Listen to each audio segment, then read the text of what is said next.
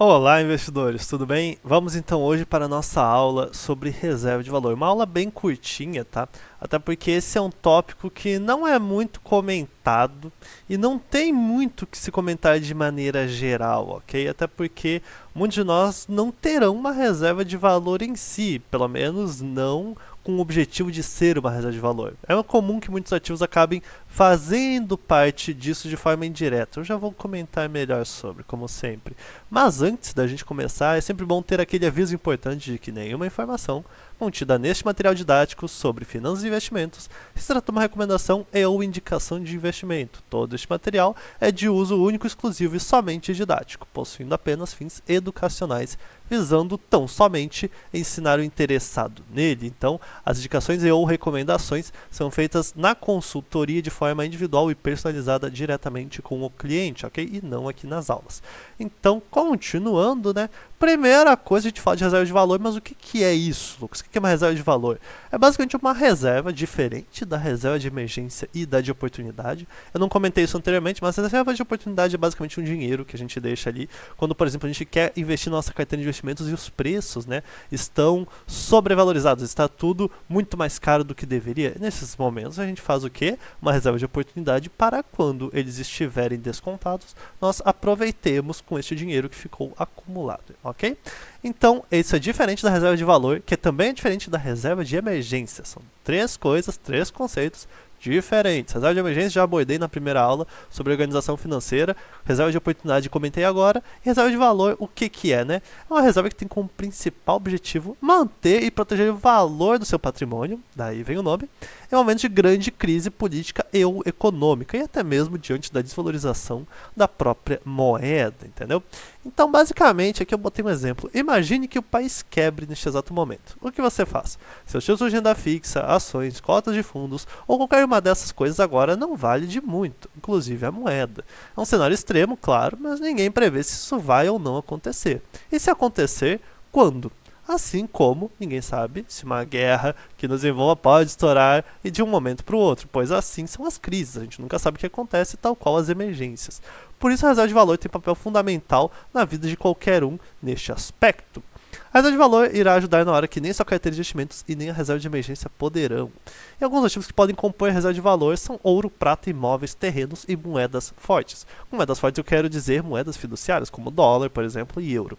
E então, explicando um pouco mais a fundo, não que eu veja tanta necessidade, mas explicando um pouco mais a fundo, uma vez que aqui ficou muito bem explicado, basicamente a reserva de valor é um ativo ou um conjunto de ativos que vão te proteger em caso de acontecer uma crise onde esses ativos vão ter um valor além meramente do financeiro no país. Então, por exemplo, um imóvel, cara, se você vem e fala, pô amigo, eu preciso sair do país, tá aqui a chave da minha casa, a escritura, vai lá, pega meu imóvel, mas me tira daqui.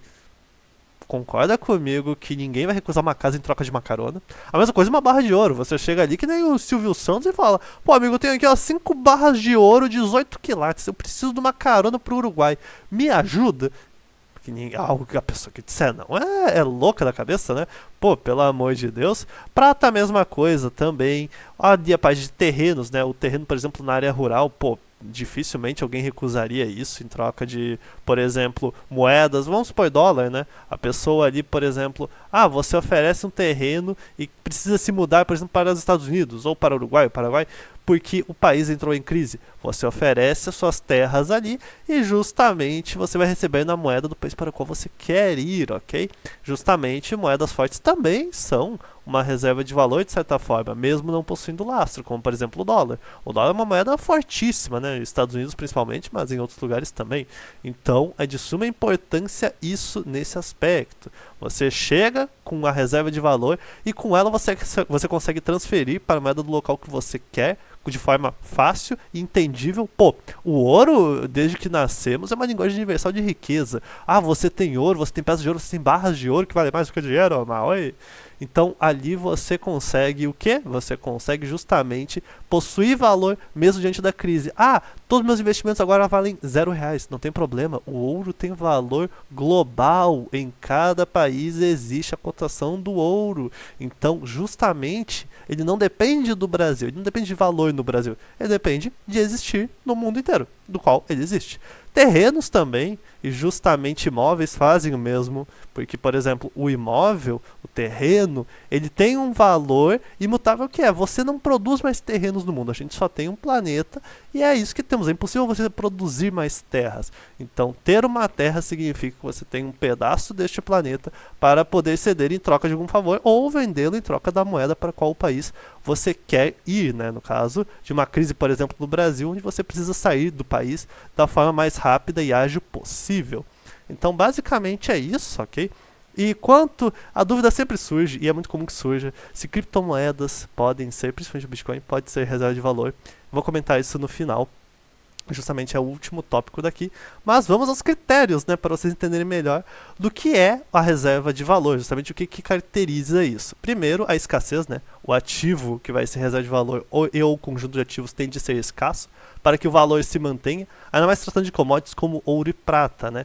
Então, por exemplo, o ouro, ele se mantém como reserva de valor, porque ele é usado no mundo inteiro para diversas finalidades, incluindo joias, que é o mais comum, né, que a gente vê hoje em dia no nosso cotidiano, e justamente ele possui cotação em dólar, em euro, ele possui cotação nas moedas. Então, justamente você, por exemplo, ter ouro, ele tem um valor no Brasil, mas também tem no resto do mundo. Por quê? Porque ele é um bem escasso, ele é um bem que uma hora acaba.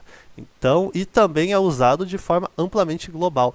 Então, justamente, vocês podem até ver que muitos países em momentos de crise adquirem ouro e adquirem prata também. É muito comum que eles comprem justamente por causa disso. E se vocês verem a cotação, por exemplo, do ouro em comparação ao dólar, né? No caso, em comparação não, perdão, o ouro a preço em dólar, vocês vão ver justamente que é em momentos de crise onde ele tem suas altas. É justamente nesses momentos em que a reserva de valor se torna importante, de fato, principalmente para um país, né? Segundo fator, né? Segundo critério, é o valor intrínseco, então o valor ali do ativo que ele tem que ter, que não pode ser retirado dele. Então, por exemplo, eu tenho aqui, no caso, um CDB do Banco Itaú. Se o Banco Itaú quebrou, meu CDB não vale de nada. Eu vou ter que esperar o FGC ver se vai ressarcir ou não o valor que eu tinha investido ali e se ele pode ou não fazer isso. Então, aqui quando a gente fala de ouro, o ouro ele tem valor independente do país. O imóvel, a mesma coisa. O imóvel ele pode estar no Brasil, mas um imóvel sempre é um imóvel. Independente do contexto, é um pedaço do planeta ali que é seu e que você pode ceder para alguém, pode vender para alguém. Mesmo que seja preço de banana, o importante no momento da reserva de valor é conseguir usar isso para conseguir iniciar sua vida em outro lugar, ou então, né, pelo menos mudar ela nas melhores condições possíveis. Então, por exemplo, um imóvel tem valor intrínseco no fato de não ser possível criar novos terrenos do nada, não tem como se produzir mais terras. O ouro é a mesma coisa. Não se pode simplesmente fabricar ouro e prata, você pode transformar, mas não criar do zero ouro e prata.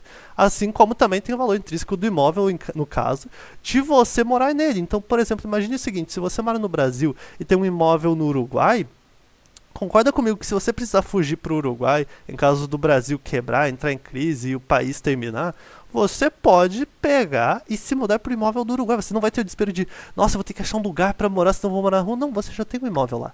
Você já tem a sua reserva de valor lá. Então é só você se mudar, pegar suas coisas e vai para lá.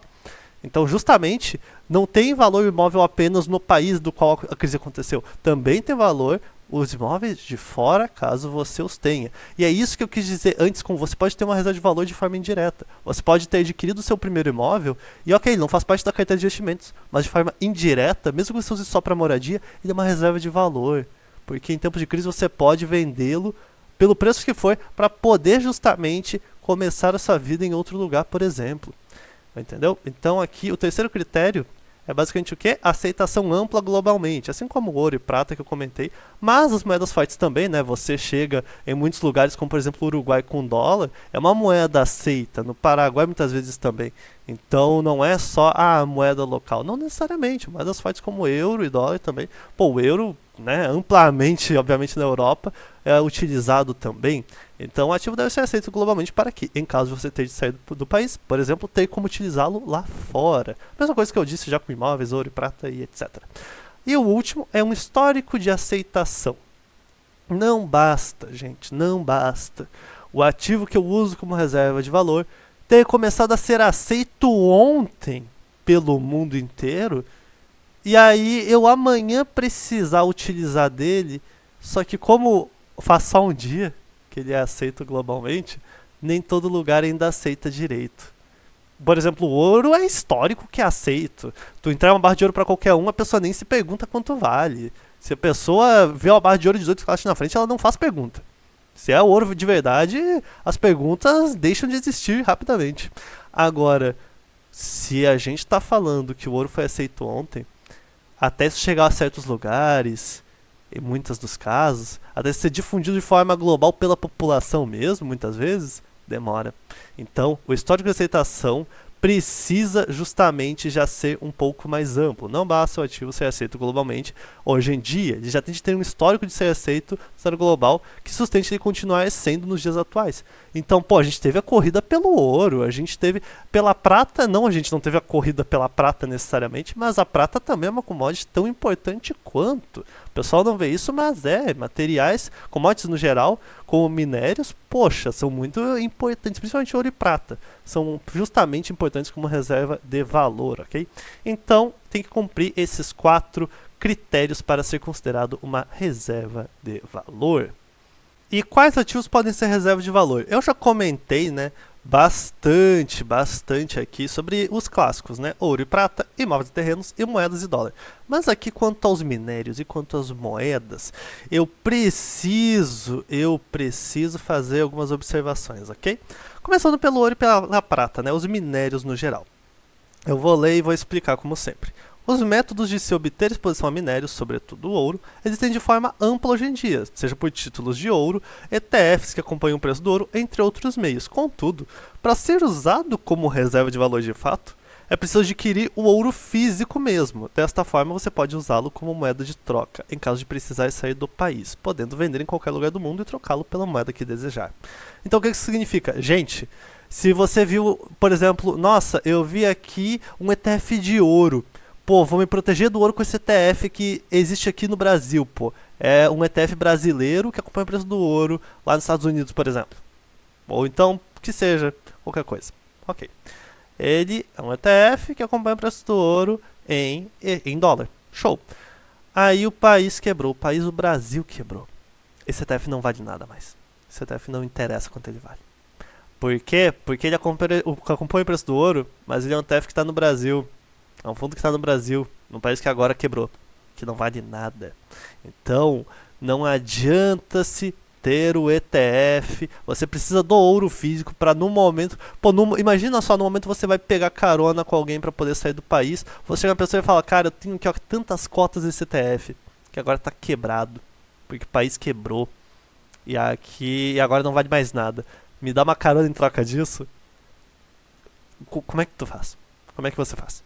Não tem como. Agora, se você tem o ouro físico mesmo, graduado, por exemplo, que nem mostra aqui na imagem, ó, aqui é o Global Fine Gold 999, por exemplo, poxa, aqui a gente já tá falando de outra história.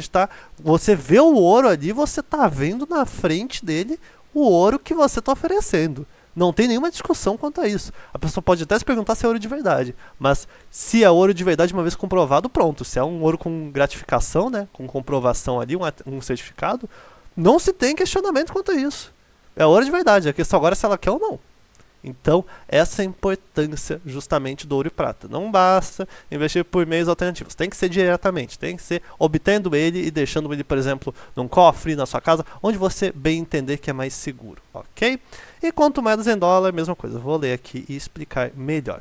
Embora o dólar desde 1975 não seja mais lastreado em ouro, não sei se vocês sabiam disso, mas até 75 ele tinha como lastro o ouro, o preço do ouro, e hoje em dia ele não possui mais, desde essa época, por se tratar da moeda mais forte do mundo e por ser justamente a moeda principal do país economicamente mais forte também, ela acaba se encaixando como reserva de valor, mesmo sem ter o requisito de escassez, porque afinal, se os Estados Unidos quiser, ele imprime mais dólar, então o requisito escassez não existe. Porém, como eu disse antes, o dólar é uma moeda aceitada amplamente no globo. Por quê? Porque é do país número 1 em termos de economia, o país economicamente mais forte do mundo.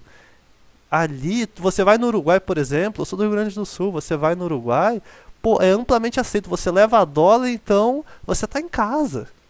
E aí que eu digo, o dólar, ele é a moeda americana, mas não é aceito só nos Estados Unidos. Entendem? Então é importante a gente ter isso em mente. Mas não se engane, para quem deseja usar o dólar como reserva de valor, é necessário acompanhar de tempos em tempos o andamento da moeda, visto que ela é o que chamamos de moeda fiduciária. Ou seja, como eu disse antes, ela não tem mais lastro no ouro, ela não tem lastro. Então, justamente é uma moeda que a gente chama o quê? Fiduciária, sem lastro. Então é importante que você, não, vou ter e deixa quieto, como o ouro, por exemplo, a prata. Não, não, não, você tem que acompanhar, porque a lógica é, você está investindo na moeda de outro país.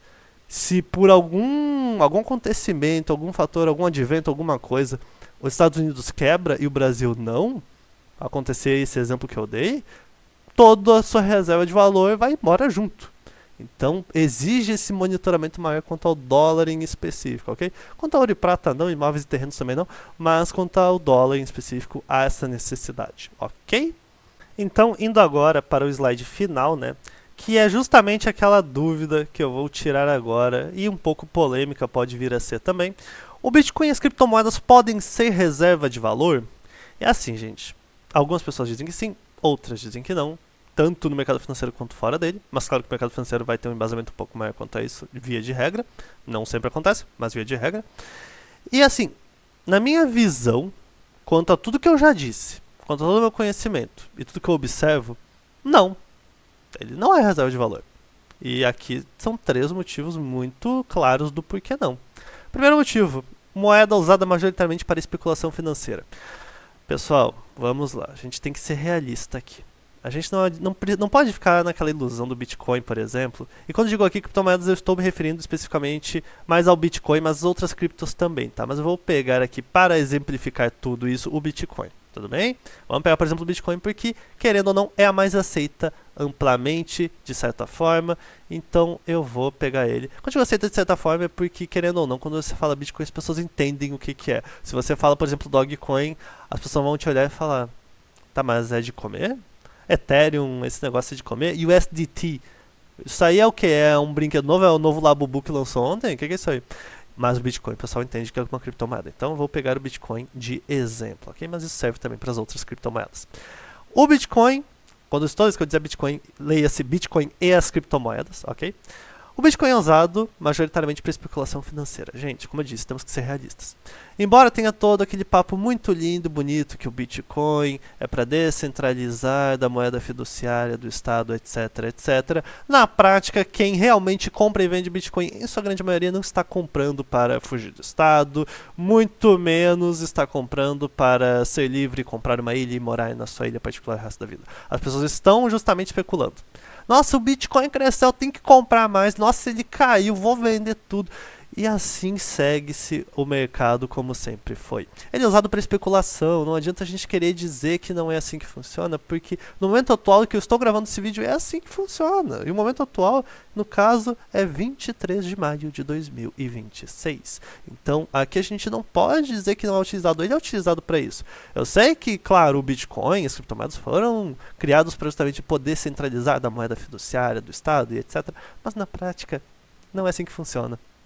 O Bitcoin não é utilizado dessa forma, é utilizado só para especular, como qualquer outro ativo, como utilizando de uma comparação mais chula e até um pouco mais tosca, cartas de Pokémon TCG. Por causa de Pokémon TCG também, não, você pode comprar, claro, para jogar o jogo, inclusive eu jogo Magic the Gathering e gosto muito de observar jogos de Pokémon TCG, mas, poxa, querendo ou não, as pessoas que eu conheço ou compram para colecionar ou compram para justamente jogar. Mas tem gente que compra só para fazer especulação financeira. Eu tenho essa carta aqui, comprei num booster. Booster é o pacotinho que vem as cartas, né? Comprei num booster a R$15, a carta vale 500. Nossa, ganhei aqui, ó, um dinheirão. Querendo ou não, tem gente que faz isso. E com as criptos é majoritariamente o que acontece. Embora o propósito original delas não fosse esse, acabou se tornando. Segundo motivo, pouquíssimas formas de utilizá-lo como moeda de fato. Alguns bancos e corretores internacionais possuem cartão de crédito que transforma o Bitcoin na moeda do respectivo lugar que você passar, mas não é algo amplo e simples de se obter. Esses cartões, hoje em dia não é só um, mas esse tipo de cartão não é uma coisa que é difundida, divulgada. Eu sei que existe porque eu sou inteirado do mercado financeiro e eu entendo bastante do assunto até certo ponto. Agora, quando digo do assunto até certo ponto, são criptomoedas. O ponto da coisa é, embora esses cartões não sejam hoje em dia tão complicados de se obter como um dia já foram, eles não são alguma coisa amplamente difundidos. Se eu chegar na padaria e disser, eu quero passar no crédito, a pessoa vai entender que eu vou passar no crédito em reais. Não, Lucas, mas com esse cartão tu não tem que dizer que é Bitcoin porque ele transfere na hora para reais. Tudo bem, como você faz o controle financeiro disso? Porque o Bitcoin em reais ele muda a cotação. E aí, como é que você faz? Porque numa hora ele vale X reais, na outra Y reais. Como é que você faz isso? Porque, e se falta depois na conversão, o que você faz? Você não tem um controle tão certo disso, e tá tudo bem, mas esse é o problema. Você não aceita isso de uma forma ampla. Não é todo, e outra que não é todo lugar que vai passar esses cartões. Hoje em dia, pelo que eu sei, um deles tem bandeiras um pouco mais amplas, como Visa, Master, etc. Mas o restante ainda é um pouco mais dificultoso nesse aspecto. É um aspecto que está evoluindo, mas até o atual momento é assim que está se comportando. Então, justamente, não é todo lugar. E outra que se, por exemplo, você tem bitcoins e tem esse cartão, e você precisa fugir, de novo, exemplo, o Brasil quebrou e tem que fugir para o Uruguai, para o Paraguai, que seja. Você chega numa pessoa para pedir carona e fala, eu tenho esse cartão de crédito que passa Bitcoin. Para qualquer valor que tu quiser. Aqui, pega o cartão e é teu, mas me dá uma carona.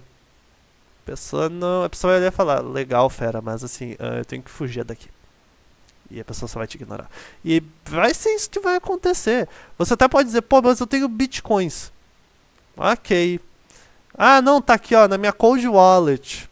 Tá bom, a pessoa, primeiro que vai ser, né, se a pessoa entender do assunto, ela vai ficar um pouco desconfiada. Se ela não entender, ela só vai olhar e falar, não, eu nem sei mexer nisso. Mas se ela entender, ela só vai de fato querer alguma coisa quanto a isso se ela colocar a Cold Wallet no PC dela e depois colocar a senha, né, a palavra passe, e conseguir justamente retirar os bitcoins dali. Então, até isso acontecer, porque você pode só dar uma palavra-chave e ser uma mentira. E depois recupera sua cold wallet de alguma forma. Então, justamente, há um pouco dessa desconfiança, ok? Então, é normal que isso aconteça por causa justamente do que? Do terceiro motivo.